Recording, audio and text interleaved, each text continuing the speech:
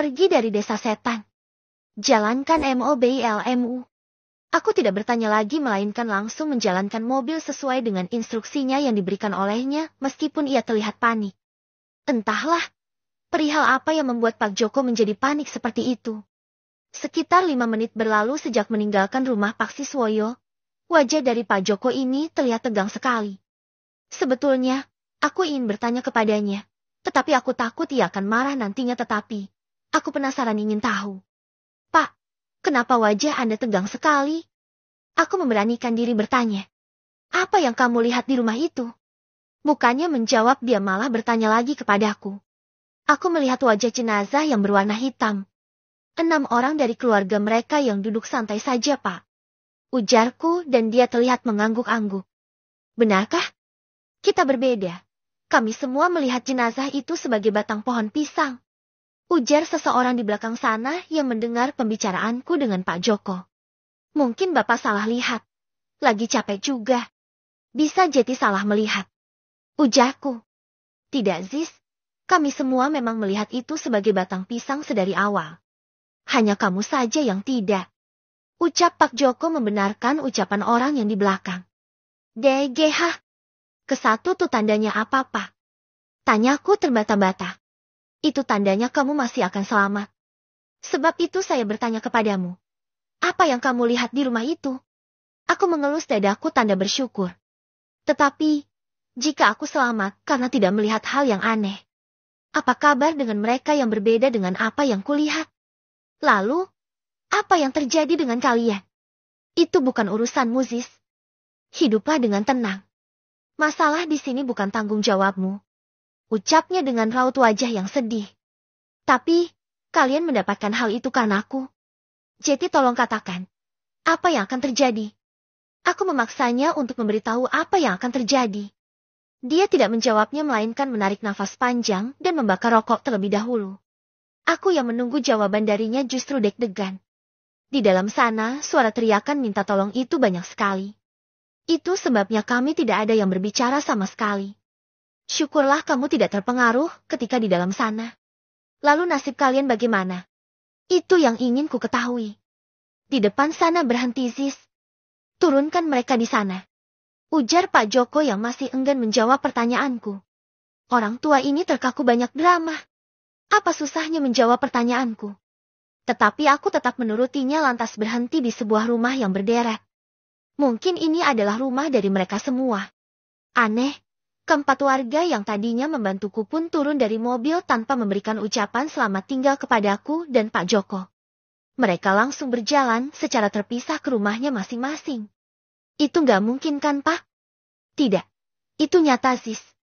Kamu sudah tahu kan jawaban pertanyaanmu? Ujarnya. Tidak mungkin. Ini masih pagi, Pak. Mana ada setan yang muncul pagi hari? Sekarang kamu bisa melihatnya. Cepat jalankan saja mobil ini. Kita harus cepat keluar dari desa ini, Ziz. Aku melihat dari kaca spion bahwa di belakang mereka ada yang sosok yang mengikuti dari belakang. Sosok seperti wanita yang berambut kusut dan berpakaian putih lusuh. Padahal, aku tidak melihat wanita memasuki mobil tadi. Kenapa sekarang tiba-tiba setiap warga dibuntuti satu orang wanita? Ini gila. Mana mungkin ada setan pagi-pagi berkeliaran dan bahkan ingin mencelakai manusia? Tidak masuk akal. Jangan turun. Jalankan saja mobilnya. Ketika aku ingin turun dan mencoba memberitahu mereka, tiba-tiba Pak Joko memegang tanganku dengan erat. Tapi, nanti dia bisa celaka, Pak. Itu bukan urusanmu, bodoh. Mereka sudah tahu resikonya ketika membantumu tadi pagi. Jawabnya yang membuatku terkejut. Sial. Sial. Sial. Ucapku sambil memukul-mukul setel kemudi, lantas menjalankan kembali mobil. Desa ini bukan cuma gila. Bagaimana mungkin nyawa manusia seperti tidak berharga? Aku harus melakukan sesuatu. Aku harus tahu bagaimana caranya menghentikan semua kegilaan ini. Ini soal nyawa manusia. Suatu saat, saya akan kembali ke tempat terkutuk ini dan membereskan masalah biadab yang keluarga mereka lakukan. Keluarga mereka seperti iblis. Atau bahkan lebih keji daripada iblis. Ucapku sambil menitikan air mata. Bagaimana tidak? Nyawa mereka yang menolongku sedang terancam karenaku. Tapi aku juga bingung bagaimana caraku menolongnya. Sial. Aku merasa tidak berguna sekali menjadi manusia. Waktumu masih panjang, Ziz. Belajarlah dengan sungguh-sungguh. Perkokoh agamamu. Kuatkan pondasi hikmahmu. Tidak seperti sekarang yang sangat bodoh sekali. Ujarnya berterus terang. Orang tua ini bukannya membantuku malah membuli walaupun isinya pahit, namun kenyataannya aku memang seperti itu. Tapi Pak, seharusnya setan itu tidak bisa muncul pagi-pagi kan? Itulah kebodohanmu, Ziz. Terlalu banyak menonton film setan di TV. Tentu saja mereka bisa muncul kapanpun mereka mau. Hanya saja ketika malam. Mereka sangatlah kuat. Dia benar. Yang ku tahu setan tidak muncul pada saat ada matahari itu dari TikTok. Sedangkan yang kulihat barusan itu adalah setan nyata, pagi hari pula. Membayangkannya saja sudah membuatku takut dan merinding hebat. Itu Pak Sobri. Aku melihat Pak Sobri di pinggir pematang sawah menuju pintu keluar desa. Tetapi saat aku ingin menghentikan mobil, lagi-lagi Pak Joko memegang tanganku seraya berkata, "Lanjutkan saja perjalanan kita, Ziz," ucapnya. Tapi itu Pak Sobri. Ya memangnya kenapa? Sobri memang asli warga sini. Dia itu sudah meninggal sewaktu rumahmu kebakaran, dan aku menyaksikan sendiri kematiannya. DGH. Aku tidak percaya ini. Orang yang sudah meninggalkan bahkan bisa membantu serta melindungiku saat malam tadi. Dan lebih gilanya lagi dia adalah pamanku. Kurasa desa ini lebih baik berganti nama menjadi desa setan saja. Sudahlah, Ziz, jangan pikirkan hal yang tidak berguna.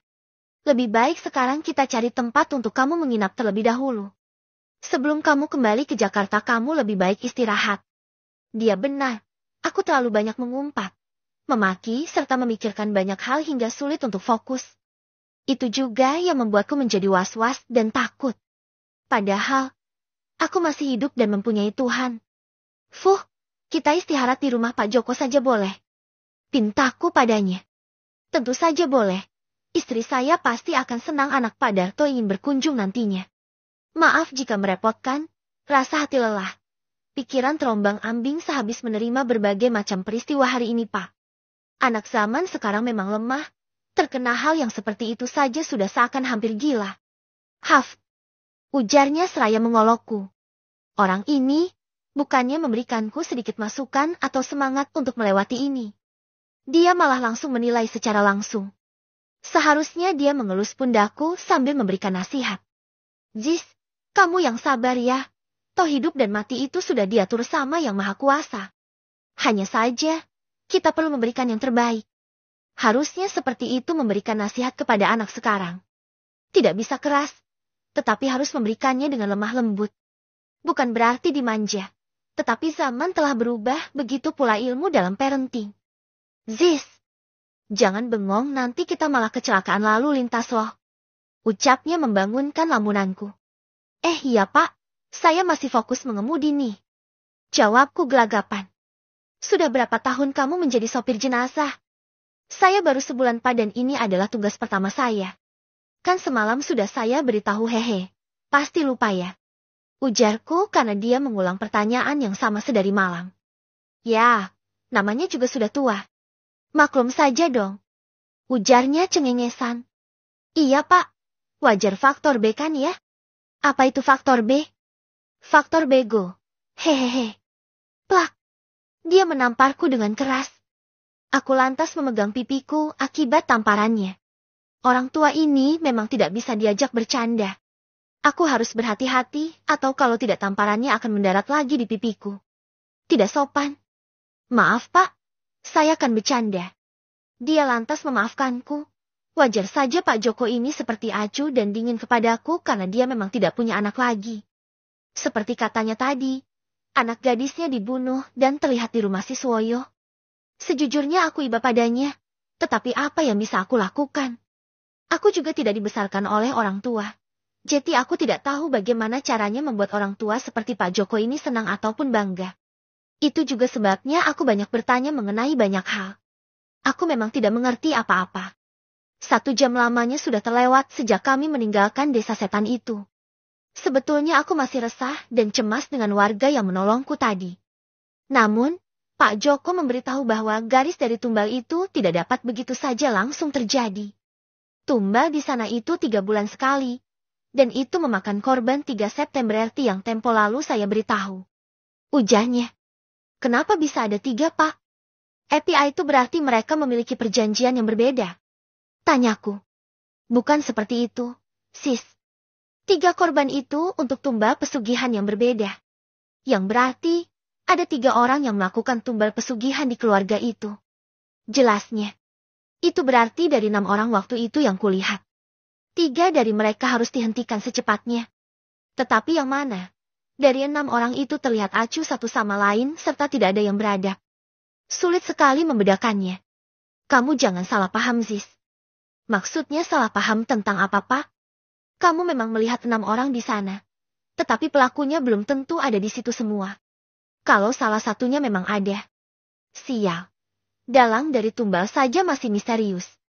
Sebelum datang kembali ke tempat itu, aku harus banyak belajar terlebih dahulu. Aku juga harus hati-hati sebab ada 3 iblis yang harus dipikirkan. Masa mudaku sepertinya tidak akan seperti anak muda lainnya. Bersambung.